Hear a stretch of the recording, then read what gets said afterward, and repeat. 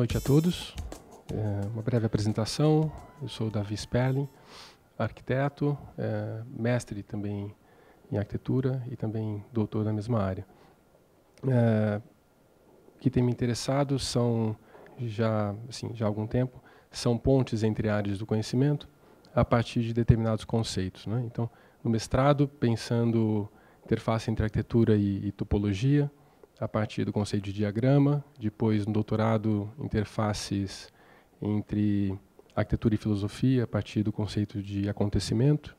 E, mais recentemente, pensando, junto com os meus colegas, lá no Núcleo de Estudos das Espacialidades Contemporâneas, do Instituto de Arquitetura e Urbanismo da USP, interfaces entre arte e arquitetura, a partir do conceito de cartografia, né? Então, nós trabalhamos lá em São Carlos, no interior, e fomos ejetados hoje de lá para cá. Bem, a minha fala ela vai ser estruturada a partir de certos feixes, né? 4 feixes paralelos, sincrônicos, se misturam. São interesses meus, eles não pretendem nenhuma síntese, né? Simplesmente apontar vetores. O primeiro deles, eu começo com essa imagem, né? É pensar a ideia de suspender representações.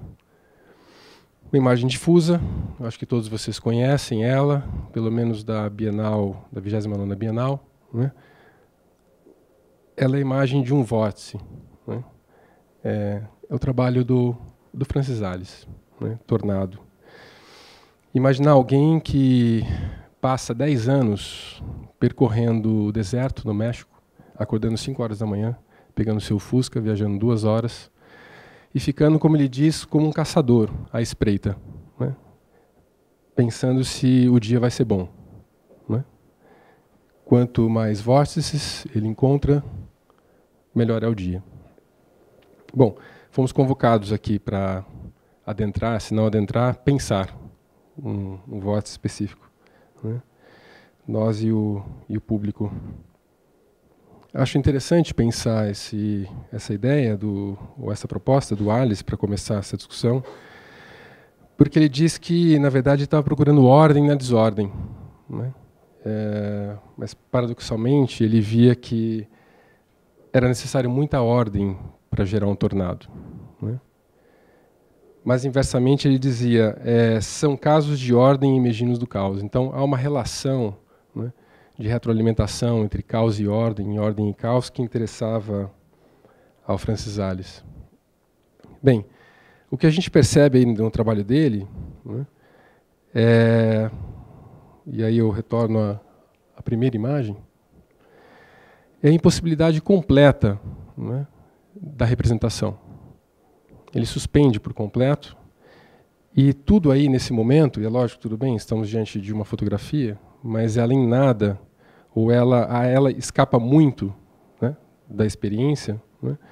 Dá para a gente dizer o seguinte, que ele está em uma situação de cartografias extremas, né, posicionando a cartografia do lado completo da experiência, né, anulando quase que por completo a possibilidade da representação.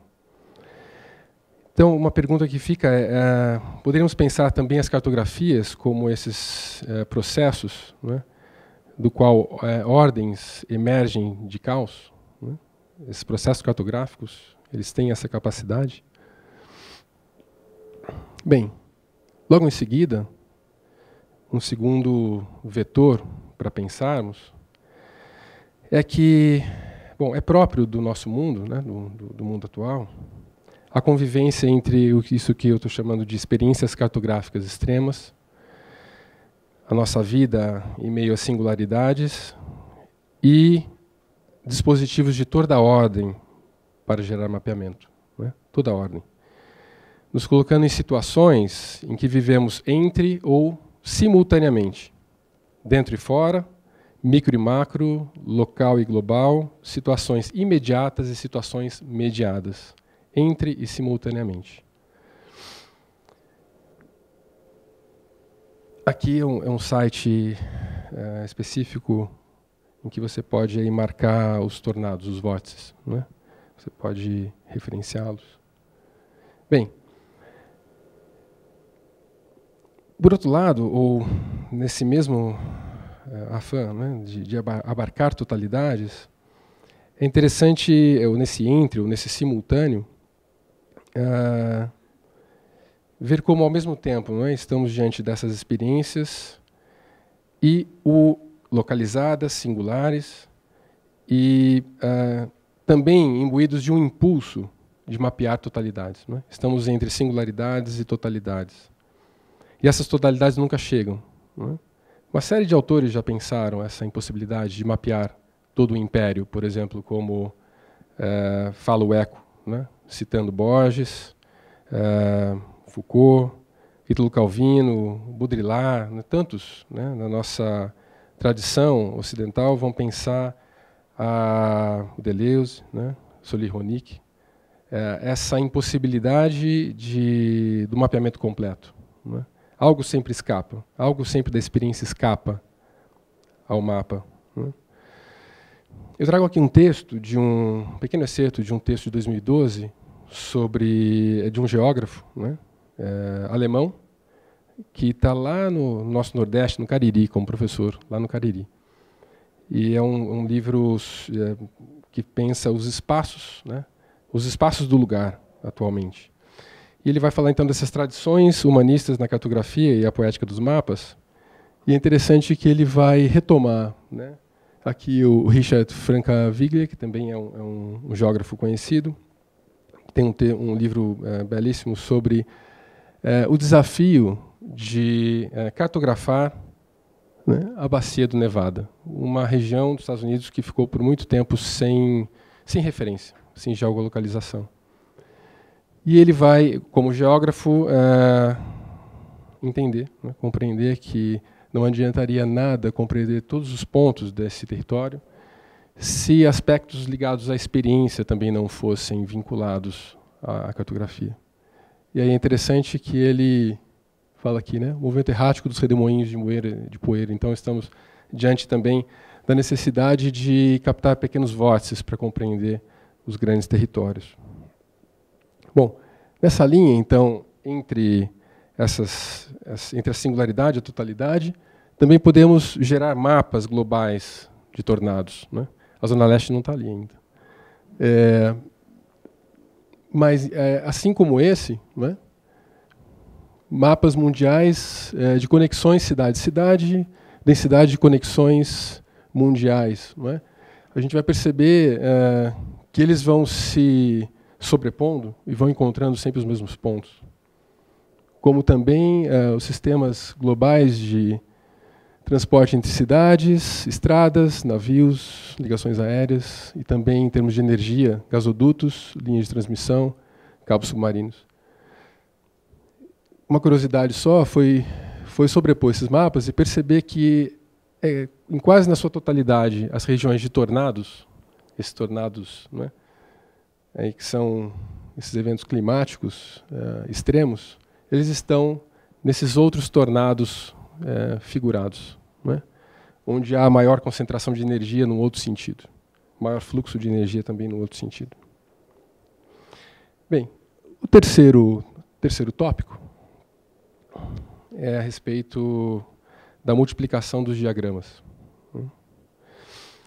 A compreensão do mundo contemporâneo de que vivemos em meio a exponencial complexidade, excesso, a dimensões informas, o informe, né, nos envolve, também o incomensurável, o intangível e cada vez mais as processualidades. Né?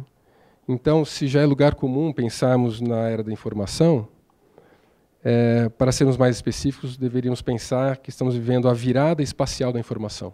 Né? Se ela já teve uma virada cultural, pensar também a virada espacial, ou mais especificamente, uma virada espaço-temporal da informação. Cada vez mais entendemos e percebemos, né, que estamos imersos em dispositivos de visualização e que essa informação ela é cada vez mais visual espacial e, portanto, estética. Há uma dimensão, um problema estético, né, e que também é político nessa dimensão informacional contemporânea. O que temos aqui são exemplos do jornalismo contemporâneo. Né? Nós recebemos a informação dessa forma. Né? Poderia ter listado tantos outros mais temas. Né? Isso chega diariamente à nossa casa, em diversos meios. Bem, mas não só o jornalismo trabalha com essa dimensão espacial da informação, né? No limite, todos nós estamos cartografando, né? A cartografia ela parece aparecer no mundo atual como uma grande metáfora das ações humanas, como substituto semântico e operativo de todas as nossas ações, cognitivas, perceptivas, quase que como um equivalente geral.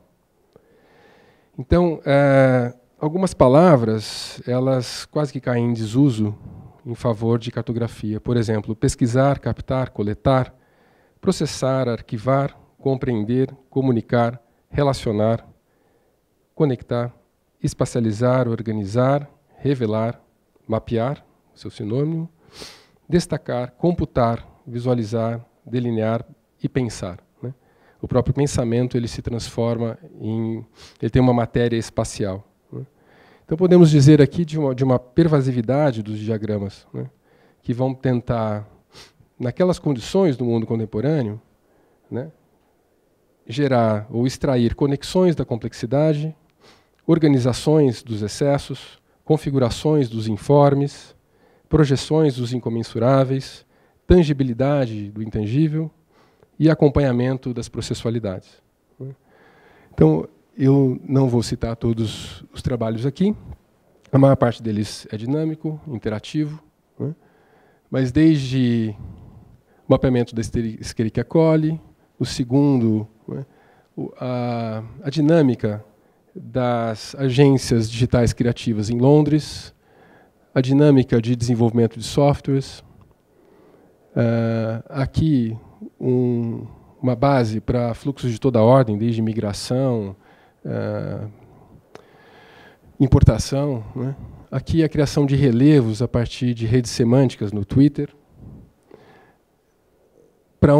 de onde está vindo o dinheiro dos candidatos nas eleições, né?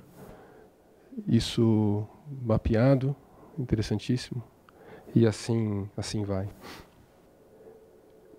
Bem, em seguida, os arquitetos também descobriram há algum tempo, né, a processualidade e a própria arquitetura pode-se dizer como uma arquitetura que se processa por diagramas e que constrói espaços diagramáticos. Então, uma série de conceitos, né, ou de aspectos passam a estar na ordem do dia para a arquitetura contemporânea, e não só mais o espaço construído interessa, mas interessa aquilo que escapa, né, ou que informa, ou que transforma a inércia da matéria. Então são os eventos, os fluxos, a mutação das formas, o programa, que na verdade deixa de ser programa, mas passa a ser programação arquitetônica, né? É um espaço em que os usos se alteram no tempo, e esse tempo não deixa de ser o histórico, mas passa a ser quase que o tempo cotidiano. Ações cotidianas no espaço, certos padrões de vinculação entre eles, dados, esse é um trabalho do MVRDV chamado Datascapes, é significativo esse nome, ou mesmo as relações de cheios e vazios, permeabilidades, continuidades e descontinuidades entre os espaços. Então, a comunicação do arquiteto no processo de projeto, ou mesmo com o seu público, passa a ser a partir dessa multiplicação de diagramas. Em seguida, podemos pensar como isso se processa na arte, né? Ao mesmo tempo que ela está imersa nesse campo, né, vários artistas têm trabalhado com essa multiplicação dos diagramas. Me parece que aqui, ao contrário da arquitetura, que tem essa dimensão operativa e no sentido da performance, né, aqui é possível pensar campos problematizantes e inventivos, né? aqui fica quase que uma tensão, né, que é possível pensar entre esses dois campos de produção estética, né. Bem, o que, quem, como, para, por quê e para quem está na ordem do dia para os artistas, né. Esses diagramas, eles não são neutros, eles são também formas de poder. Me parece que o significativo que a arte pode trazer para esse grande campo da multiplicação dos diagramas é a possibilidade de abertura de novas possibilidades para o sensível, né? Trazendo aqui uma hipótese do Rancière. Eu uso, né, dos mesmos dispositivos, mas incluindo, né, pontos que não eram incluídos e conecto das formas como não eram conectados.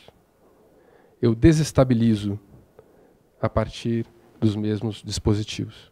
Então aqui nós temos, e os nomes eu acho que são aqui muito representativos, desde os Hans Hack, pensando Real-Time Systems, Montadas, pensando Translations, Biro de Estudos, Crônicas, o Marc Lombardi, as estruturas narrativas, o Bijari Cartografias, o Basbaum, com um trabalho poético lindíssimo, né, usando o próprio termo, diagramas, Jason Roscher, pensando essas redes cronotópicas, dois artistas brasileiros jovens, Ângela Detanico e Rafael Laim, pensando sistemas de escrita. Aqui, na verdade, são todos as linhas de fuso horário, né, e elas são justificadas como um texto, e você altera toda a forma de articulação entre elas. Ou o próprio Lev Manovich, pensando, né, sistemas de análise cultural. Bem, esse é o campo, né? Teriam milhares, né? Teriam outras referências para trazer, mas eu acho que elas dão conta de mostrar para a gente aquilo que estou dizendo aqui, né? Estou trazendo a partir do Rancière como possibilidade de micro-rupturas, né, no sensível, dentro do próprio campo da multiplicação dos diagramas. Como último tópico, estou trazendo aqui 3 trabalhos muito singelos, feitos por estudantes de graduação em arquitetura, a partir de uma proposta, né, que chamamos Experienciando Espaços, Cartografando Informações.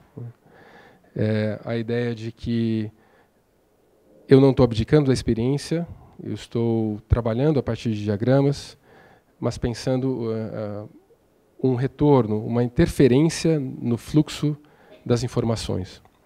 Bom, vocês vão ver, são trabalhos baseados na cidade de São Carlos, uma cidade média aqui no interior do estado. E a ideia era, então, pensar sobre a disposição da informação no espaço público, e muitas vezes não no espaço público, mas no espaço urbano, excetuado o público, né? Eu trouxe, por questão de tempo, apenas 3 trabalhos de uma série que temos feito, e aqui só um parênteses. Digo singelos para esse momento em que estamos, mas imagino muito potentes para o campo ou para as metodologias de aproximação correntes ou tradicionais no campo da arquitetura, né? A gente tem uma trilogia máxima que muitas vezes não quase que natural para os estudantes, que, tendo conta de vias, gabaritos e usos, eu tenho a cidade na mão, né? E a partir dela eu projeto. Então, trazer táticas artísticas para os alunos de arquitetura repensarem a sua forma de aproximação à cidade e repensar as suas formas de intervenção é algo que eu acredito que é muito potente, embora com resultados singelos. Então, a proposta pedia a produção de cartografias diagramáticas a partir de dados mediados sobre o espaço urbano, produção e edição de fotografias a partir da vivência direta desses espaços, e a simulação de intervenções nas relações entre espaços e informações cartografados. Então aqui que nós temos, aqui está a equipe, o nome deles. Esse é o cenário da arquitetura comercial da cidade, né? A arquitetura residencial que passou, né, simplesmente ganhou uma segunda pele, uma pele comunicativa, mas a gente percebe uma recorrência aí, né? Bem, eles selecionaram uma área da cidade, fizeram uma série de fotografias, eu estou lembrando sempre que eu estou resumindo aqui os trabalhos, e começaram a colocar todas as palavras, varreram todas as palavras que eles encontraram, tudo, não escapava nada, placas, papéis no chão, tudo, fachadas. E aqui o que a gente vê é uma onda, né? Quantidade aqui é qualidade, é informação. Eu estou chegando perto do centro da cidade. Bem, eles fizeram uma série de combinatórias dessas, classificaram de maneira alfabética, pensaram nas funções apelativas, até o momento em que interessou a eles pensar outras possibilidades de vínculos dessas expressões, chegando a coisas como crepes e tapioca sobre medida, superfinanciamento mania, rosa de piscina e santa diferença, guincho casual, né? Aproximando por absurdo, né? Desnaturalizando a forma como as coisas estão no espaço. E depois recolocaram isso na cidade, né, como proposta de intervenção. Então aqui temos procura-se Queen embutido, perfume rende mais com menos demãos. Então esse é um trabalho. O segundo é pensar que os processos de nomeação de ruas nas cidades são processos políticos, né? Nomear uma rua é um processo político, é uma ação política. Se eu escolho dar números, né, como números ou como nomes de árvores, cidadãos referenciais e assim por diante, né? E onde eles estão na cidade, né? Onde está Getúlio Vargas em São Carlos, né? E onde está a Rua Estados Unidos, por exemplo, né? Então, esses mapas são extensos, eu trouxe poucos. Então, esse primeiro, os santos. Então, São Carlos é um santo. Onde estão os santos na cidade? Onde estão, né, os personagens nacionais e as datas também nacionais e estaduais? As datas aqui. Os nomes de cidades, países, estados. E aqui, então, na segunda situação, após Kosuth, pensar, né, eu tenho o nome, a placa, o personagem e a rua. Há algo que conecta isso no cotidiano de maneira naturalizada, e a ideia é desnaturalizar essas conexões. Getúlio Vargas, Estados Unidos. E como interferência nesse processo, eles começaram a alterar digitalmente, é lógico, o nosso diário oficial municipal, pensando outros nomes para as ruas de acordo com a política local instalada, né? Nós temos um ufanismo lá. São Carlos é a capital da tecnologia, a cidade se vende muito, o maior número de doutores per capita do Brasil, essas coisas todas. E aí, então, aqui há um ato oficial, a Rua da Qualidade de Vida para os Jovens, provando que a nossa cidade está no caminho certo, né? Ao mesmo tempo ali, Rua da Inclusão Digital, provando que a nossa cidade está no caminho certo, né? Então, pensando politicamente que formas, ou o que está no universo semântico da cidade como possibilidade de nomeação. Por último, a imagem não dá muito conta aqui, esse grupo mapeou, cartografou uma linha da cidade de ônibus chamada linha 11, que é uma linha circular. Ela fica o dia inteiro girando em volta da cidade, né? E há um exército de pessoas que usa esse ônibus, e aqui temos dados delas, certas respostas ao questionário feito. E o que elas percebiam, a grande pergunta? Tem um exército de pessoas que circula em volta da cidade de São Carlos e que não vê nada, né? Essa é a resposta. Eu não vejo nada durante o dia. Bem, esse nada, ele é um nada tudo, né? É um nada cheio de coisas que eles vão investigar também em termos de de fotografia. Esse levantamento também é extenso, a montagem também vai construindo isso. Para ao final, eles intervirem nesse sistema de informação, né, a partir da experiência da cartografia, instalando espelhos nos ônibus, de modo a que as pessoas pudessem se ver vendo nada, ou se ver sendo vistas, né, vendo esse nada. Então, um sistema circular, né, de percepção. Bem, são esses os trabalhos, alguns pequenos tópicos para reflexão e um pouco da experiência de alunos de arquitetura pensando cartografias. Obrigado.